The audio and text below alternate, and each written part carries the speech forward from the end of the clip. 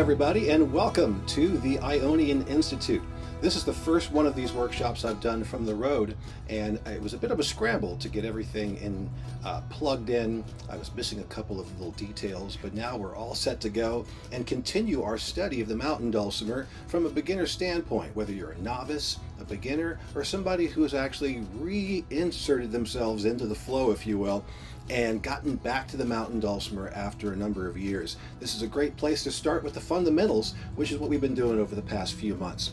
If you look back at the archives, you can see we've looked at all the basics, including how to play the scales in DAA, and we've also looked at how to play tablature and using note durations, things like that. We're going to bounce back and recap a lot of that and then move forward with learning some more tunes and some other things about the mountain dulcimer in DAA tuning. So let's go ahead and take a look first of all at what I've got here all set up. So I've got D on the bass string. And again, hopefully you can hear all that okay. I wasn't able to do the usual sound check I do because I don't have all of my studio gear here. D on the bass string. And then we have A on the middle string. And then A on the melody string. And those two strings are tuned exactly the same. This is the traditional mountain dulcimer tuning, this 1-5-5 tuning configuration. First note of the scale, fifth note of the scale, and fifth note of the scale. In the case of D major, that's D and A all together. All right, so we've got that going on. I want to make sure that that sounds good, looks good. Let's go ahead and take a look at our scale, and I'm going to go ahead and put this up on the screen. And then, yeah, I don't even have to share the screen with that. All right, so what we're looking at right here is tablature for playing a scale in the key of D major. We've got two sharps on the staff, and those sharps represent the two natural notes that we're going to alter. We don't have to worry about that as mountain dulcimer players, but if you were playing a chromatic instrument, that would give you a clue as to which notes you want to make sharp, and those two notes are C and F. So C sharp and F sharp are in the scale, and all the rest of the notes are natural. We're playing in 4/4 time. That top number is how many beats are in the measure, and the bottom number is what note gets the beat. So 4 stands for quarter note, and that's exactly what we've got going on here. We've got 4 quarter notes in each one of the measures, so we'll play each one of those as one beat. And depending on how fast our tempo is, it could be very, very fast or very, very slow. A fast or a slow tempo, rather, would be something like 1, 2, 3, 4. While a fast tempo would be more like 1, 2, 3, 4. They're still quarter notes, just sometimes they're a little faster or slower, depending on not only the tempo, but in how we can subdivide those notes, cut them in half, make them smaller, and play them for longer or shorter durations. So we'll take a look at that here in a little bit. Right now, the main thing is to look at our scale that starts at the 3rd fret, and you'll notice that we go all the way up to the 10th fret. Now, we don't have any half steps, or we don't have any half frets that we're going to, because this is a modal style of playing that doesn't use any of the extra frets on the mountain dulcimer fretboard. So traditionally, you'd play from the 3rd fret to the 10th fret. So there's our scale starting with D. You don't have to read the black notes at all, but here we're just using the tablature, the numbers of the frets that we're going to be playing starting with 3. And we play them each in sequence, 3, 4, 5, 6. If you've got a modern mountain dulcimer, you've got that extra little tiny fret in between 6 and 7, which are also tiny frets. That's the 6.5 fret. That's the 1 fret we're not going to play in this sequence. We move on to the 2nd measure. We play 7, 8. Now, if you have a modern mountain dulcimer with an 8.5 fret, you've got another little tiny fret hanging out right after you get to the 8th. The 8th fret, there's a tiny fret. Then you'll have the 9th fret, which is a tiny fret, and a 10th fret, which is a tiny fret. That's only if you have the 8.5 fret. If you don't have the 8.5 fret, then your 9th fret is actually going to be big, fairly, and then your 10th fret is going to be small. just allowing for those two pretty popular types of mountain dulcimers you're going to find with the 1.5 and the 8.5. If you don't have either of those, you don't have to worry about the 1.5 and 8.5, just the 6.5, and we're not going to play that anyway. So there is the scale, just going in one direction, just going up from the bottom to the top. I'm going to switch back over to the dulcimer, and it looks like I keep losing my connection here for some reason, and I'm not sure why that's happening, but it doesn't take long for it to bounce back. So while it's doing that, let's go ahead and take a look. Ah, there it is. Yeah, I'm not sure why it's doing that, but we'll keep our eye on it. Okay, so here's the 3rd fret, and we're going to go all the way up to the 10th fret. Now I've got the 6.5 fret, so we're not going to be worrying about that at all. Okay, and then I've got the 8.5 fret, and we're not going to be touching that at all. We're just going to be going 3, 4, 5, 6, skip over the 6.5 fret, go to 7, 8, 9, and you'll want to skip over your 8.5 if you've got that, and then 10. So 3, 4, 5, 6, 7, 8, 9, and 10 are the frets.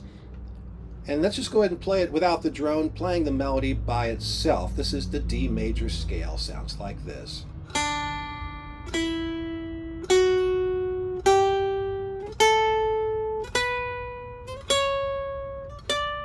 That's the D major scale. Let's go ahead and play that again together. You can use any finger you want to. I'll go back and forth between my thumb and my index finger, and we'll just kind of play up with your finger just to the left of the fret.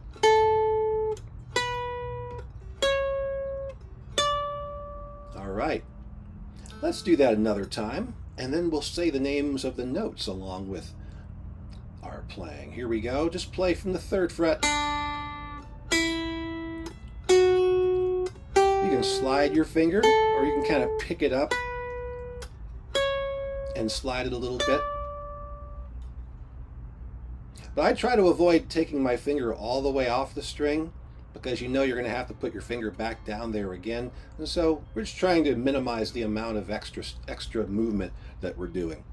Now this time we're going to play the D major scale from the 3rd fret to the 10th fret, but we're going to say the names of the notes instead of the numbers of the frets, so we can start getting these names in our head and know where they're located, at least at this point on this string.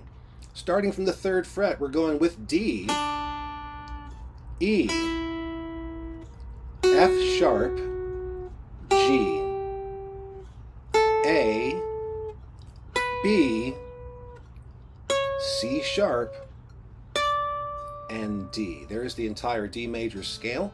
Playing on the melody string, let's go ahead and do that one more time just to kind of lock it in a little bit. Starting from the 3rd fret, we've got D, E, F sharp, G, A, B, C sharp, and D. Now let's just do it a couple more times, but this time we'll go ahead and we'll play across all 3 strings, or all 4 strings if you've got a double melody string. I see we just lost the camera again, and I can tell this is going to be a fight that we're going to have a lot. I don't know, I'm not sure why it's doing that, but we don't need it right now in general. Let's go ahead and play together. In fact, let me just go ahead and back the fretboard up and take that other camera out of the picture. Okay, starting from the 3rd fret, we're going to play across all the strings and get that lovely drone in there as we play our scale. Here we go. And we won't say the note names, we're just going to go ahead and play up the scale. And then we'll play up and down the scale. Going across all the strings, 1, 2, 3, 4.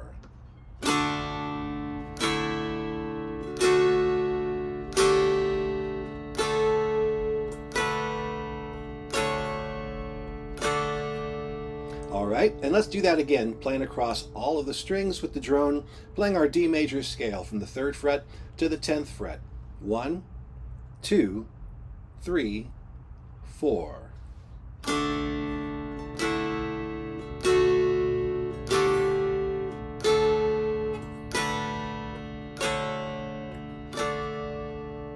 All right, let's do that 2 more times, and this time let's go ahead and say the names of the notes as we play the scale.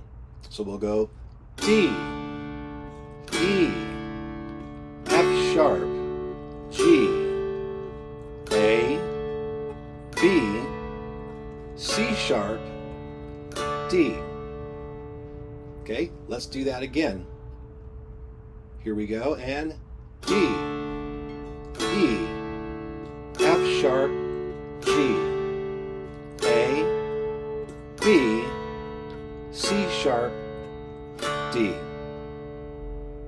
Okay. Now we're going to go ahead and we're going to play up the scale and then play back down the scale again. Now I did put that on the screen here a little bit. Nope, that's the song we're going to play next. There it is. I don't know if you'll actually need this, but we can go ahead and take a look at it this way. Here we are with our ascending scale, measures 1 and 2. And then we'll do our descending scale and come right back down and measures 3 and 4. Here we go. 1, 2, 3, 4.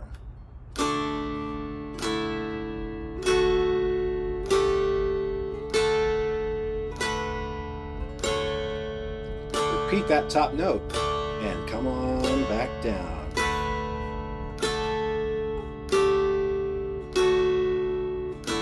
Let's go up and do it again.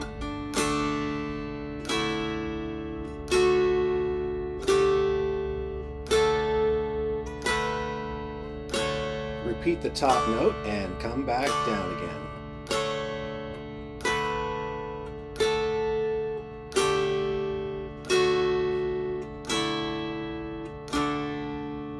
All right, now I'll go ahead and I'll put the camera back on, at least the one that's facing me, not the other crazy one. And let's do that again with the strums all the way across the strings, and we'll go all the way to the top of the scale and all the way back down again. This time we're going to say the names of the notes. Here we go. 1, 2, 3, 4. D, E, F sharp, G, A, B, C sharp, D. Repeat the top note. D, C sharp. It's tougher when you go backwards, doesn't it? I won't even say them backwards because sometimes I just lose my place. Let's go up again. Just play all the way across the strings.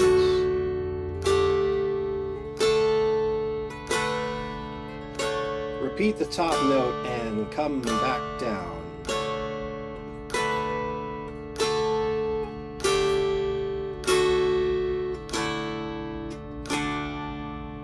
So what I was doing there, I was sliding my finger as I was moving up. And when you do that, you can hear the note change and switch as you go up. And that's kind of a neat thing that you can do. Just drag your finger as you move from place to place. The mountain dulcimer makes it sound really cool. But sometimes you don't want that on there. And so what I like to do is I like to lift my finger up and leave it on the string, but I don't leave it pressed down.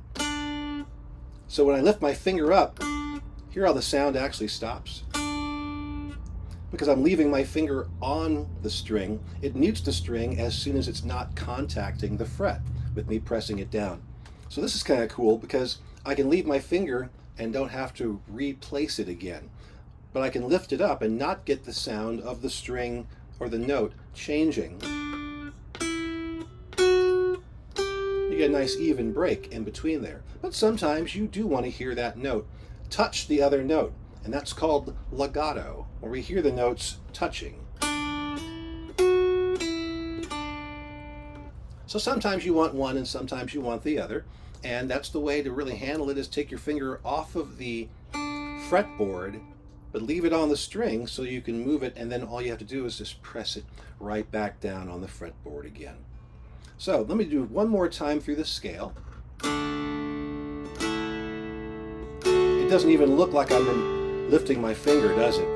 I'm just lifting a little bit off of the fretboard. And if I time that with my pick and my strum, you don't even really notice that there is a break of any sort. So that's kind of cool. Now let me just leave my finger down and Every time I move my finger now, you'll hear the note change as I slide across.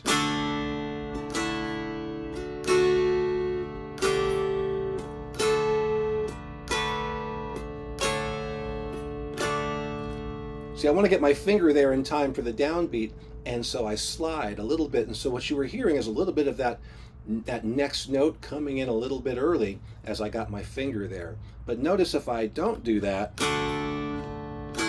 and simply have it there waiting for the downbeat, my note actually starts on the beginning of the measure, on the downbeat, as opposed to coming in early. So again, it's a matter of what you want. Sometimes you want it to be very direct, and sometimes you want it to slide in.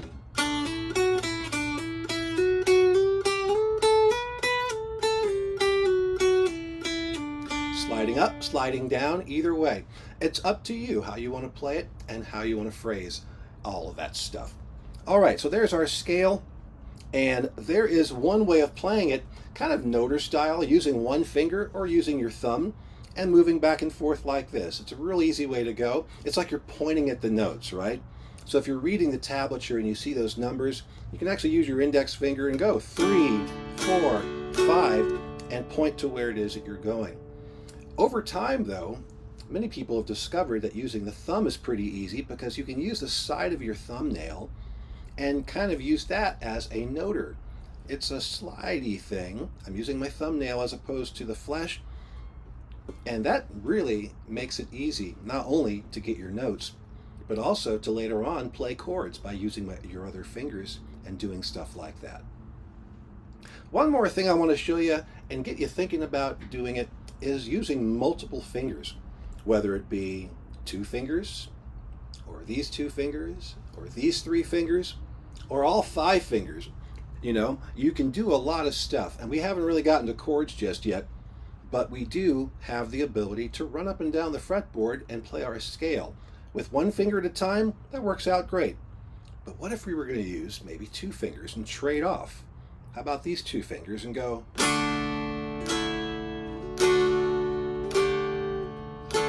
You're not moving your hand nearly as much, and the other note is right next to it, which means if you've got a melody line that goes back and forth between those 2 notes, you could do something like this.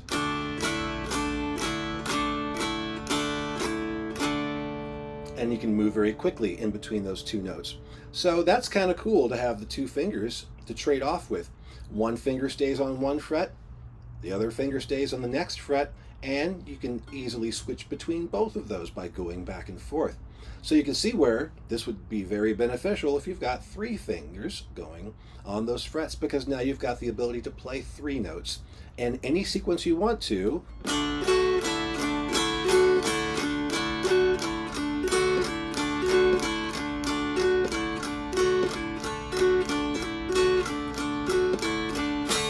It's very, very quick. And the faster tunes that we play sometimes require us to be someplace a little sooner than we would normally be.